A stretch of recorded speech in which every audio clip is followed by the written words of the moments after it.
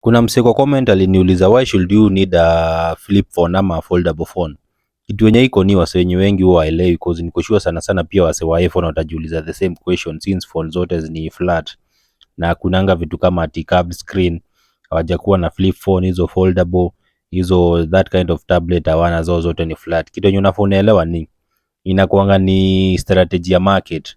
Kama unaona wase washazoea menu moja, unakam na different kind of menu yenye wase wengine wataona ni unique, wataanza kuikula the same way na phones.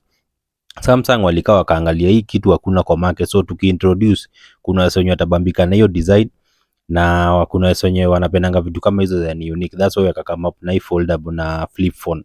Flip phone ni kafone kadogo kenye ukikakunja kanaingia kwa mfuko vizuri, kanatoshea kwa bag za madem, vitu kama hizo ukikompare na the normal phone. That's why wakaamua kuenda na kitu kama hiyo, ni innovation tu. And then pia the flexible AMOLED ama OLED.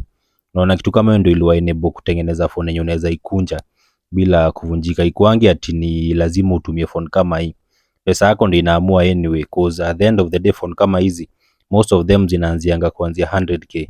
Sasa ukiangalia in the current market kuna a lot of technology. Kuna phones ziko na under display camera, kuna phones ziko na fast charging technology yenye brands zingine hazina. Kuna zina fold kama hii wakina Samsung, Oppo, wakina Google wako na hizi foldable, wakina Motorola. Ukienda kwa kamera kuna ziko na 200 megapixel, kuna phones ziko na battery capacity ya 8000. Unapata every brand kuna kitu yenye iko na ingine ya hii na wireless technology. Unapata kuna phones zingine ziko na hadi 100 watts ya wireless fast charging, na ukiangalia zingine pia zina. So every brand unapata kuna something unique yenye ina offer yenye hii brand nyingine haina, na hiyo ndio technology yenye wasa wanadai, cause si kila mtu anadai battery kubwa, si kila mtu anadai phone yenye na fast charge haraka, si kila mtu anadai phone yenye na perform the best in the world. Kila mtu anatakanga something different. That's unapata utakuwa na a lot of innovation. At the end of the day ni mtu anachagua chenye anataka depending na do yako, cause at the end of the day pia pesa yako ndo inaamua, na wana try kutarget different people.